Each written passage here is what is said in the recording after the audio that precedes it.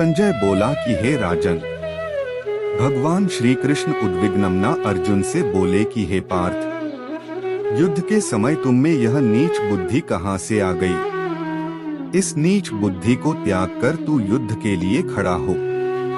इस पर अर्जुन ने कहा कि हे देवकी नंदन, गुरु द्रोणाचार्य और भीष्म पितामह मेरे लिए परम पूज्य हैं। मैं इन पर बाणों की वर्षा कैसे करूं? इस समय मैं मतिभ्रम से ग्रस्त हूं। आप मुझे भी मार्ग सुझाएं जिससे मेरा कल्याण हो। तब श्री कृष्ण उसे समझाते हुए बोले कि हे अर्जुन, विवेकी बन। जिन्हें मारने के लिए तू शोकग्रस्त है वह तेरा भ्रम है। यह पहले भी थे, आज भी हैं और भविष्य में भी रहेंगे। शरीर की 4 अवस्थाएं होती हैं, बालपन, यौवन, वृद्धावस्था और मृत्यु। यह देह इन्हीं 4 अवस्थाओं से घिरी है। विवेकी पुरुष आत्मा को अविनाशी मानते हैं। शरीर से आत्मा का निकल जाना ही देह का मरण है और यही धर्म है। इसलिए बुद्धिमान शोकाकुल नहीं होते। हे पार्थ, सोच, क्या किसी युग अथवा काल में तू नहीं था, मैं नहीं था या यह सब लोग नहीं थे? क्या आने वाले समय में यह स्थिति नहीं रहेगी? तू देह के मोह में पड़कर भ्रमित हो रहा है। हे अर्जुन, आत्मा अमर है, उसे कोई नहीं मार सकता। वह तो निराकार और मर्यादारहित है। हे वीर धनुर्धर, यदि कोई यह कहता है कि मेरे द्वारा यह मारा गया है तो यह मूर्खतापूर्ण बात होगी, क्योंकि न तो कोई मरा है न ही किसी ने मारा है। आत्मा न जन्म लेती है न ही मरती है। जैसे पुराना वस्त्र उतारकर नया वस्त्र पहन लिया जाता है, उसी प्रकार आत्मा पुरानी देह को त्याग कर नई देह में प्रवेश कर जाती है। आत्मा को न जलाया जा सकता है, न किसी शस्त्र से काटा जा सकता है और न ही जल में डुबोया जा सकता है। हे पार्थ, शरीर में जो आत्मा विराजमान है वह सदैव अवधनीय है। इसलिए मृत प्राणी के लिए शोक करना उचित नहीं है। श्री कृष्ण ने कहा कि हे धनुर्धर, जो क्षत्रिय युद्ध भूमि में वीरगति को प्राप्त होते हैं उनके लिए स्वर्ग के द्वार सदैव खुले रहते हैं। आथ तू युद्ध कर। यदि तू युद्ध नहीं करेगा तो तेरी कीर्ति कलंकित हो जाएगी। यदि तू युद्ध में वीरगति को प्राप्त होता है तो स्वर्ग का सुख भोगेगा और यदि विजयी हुआ तो पृथ्वी का सुख मिलेगा। हे पार्थ, अपना धनुष उठा और युद्ध कर। संजय ने कहा कि हे राजन, भगवान श्री कृष्ण अर्जुन को ज्ञान योग का उपदेश देने के बाद कर्मयोग का उपदेश देते हुए कह रहे हैं कि हे पार्थ, जो प्राणी कामनारहित होकर कर्म करता है वह भवबंधन से मुक्ति पा लेता है। मेरा जो भक्त अपने सब कर्म मुझे ही अर्पण कर देता है, मैं निश्चय ही उसका उद्धार करता हूँ।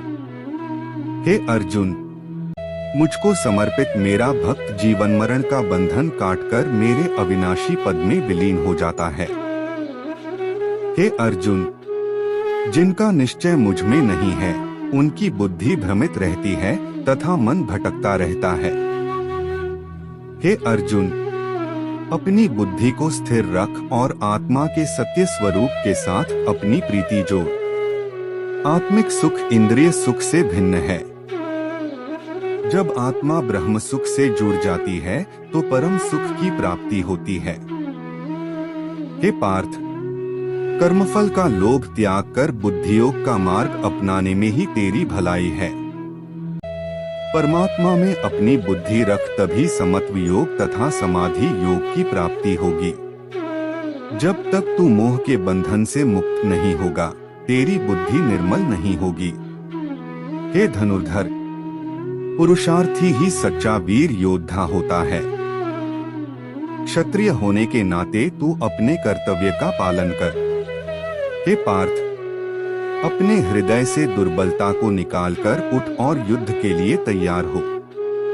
श्री कृष्ण के उपदेशात्मक वचन सुनकर अर्जुन ने पूछा कि हे देवकी नंदन, निश्चल बुद्धि वाले के क्या लक्षण हैं? इस पर भगवान श्री कृष्ण बोले कि हे अर्जुन, जो पुरुष निष्काम होकर अपनी आत्मा में तल्लीन रहे वही निश्चल बुद्धि वाला है। जो दुखी होने पर किसी प्रकार की चिंता न करे और सुख की कामना न करे, जिसका किसी से मोह न हो, जो किसी के साथ वैर भाव न रखे, कभी क्रोध न करे तथा किसी से भयभीत न रहे, ऐसा पुरुष निश्चल बुद्धि वाला है। जो कछुए की भांति इंद्रियों को इंद्रियों के विषय से खींच लेता है, वह भी निश्चल बुद्धि वाला होता है। हे पार्थ, इंद्रियां काफी बलवती होती हैं, इसलिए तू अपनी इंद्रियों को किसी भी भांति वश में कर। जो मनुष्य में भक्त नहीं होते और मेरे नाम का स्मरण नहीं करते, उनकी बुद्धि भ्रष्ट होने लगती है। जब कामनाओं की पूर्ति नहीं होती तभी क्रोध उत्पन्न होता है। क्रोध से लोभ तथा मोह पैदा होते हैं, जिससे चैतन्यता का नाश होता है और चैतन्यता के नाश होने से उसका भी नाश हो जाता है। इसलिए मेरे भक्त सांसारिक मनुष्यों का साथ कभी नहीं करते। हे पार्थ, जो जीव इंद्रियों को वश में करके भगवत परायण होते हैं, उन्हें सांसारिक दुख एवं विकार आदि भी नहीं सताते। जिन्होंने मेरी आज्ञा से मिला शोक मेरा प्रसाद समझकर भोगा, उन पर मेरी अपार कृपा रहती है। हे अर्जुन, जो प्राणी मुझ में आस्था नहीं रखते, ऐसे जीव ही नास्तिक भाव वाले होते हैं, उनका चित्त अशांत रहता है। हे पार्थ, जब प्राणी रात्रि के समय सोता है, उस समय योगी का दिन प्रारंभ होता है। जब प्राणी का दिन होता है, तब योगी की रात होती है। योगी रात के प्रहर में मेरा भजन करते हैं, जबकि नास्तिक विषयों में आसक्त हो जाते हैं। इसलिए जो योगी तथा मेरा भक्त है, वह कामना मोह आदि सब त्याग कर अपना मन मुझ में लगाता है, जिससे उसे परमानंद की प्राप्ति होती है। इसी के साथ दूसरा अध्याय समाप्त हुआ। जय श्री कृष्ण।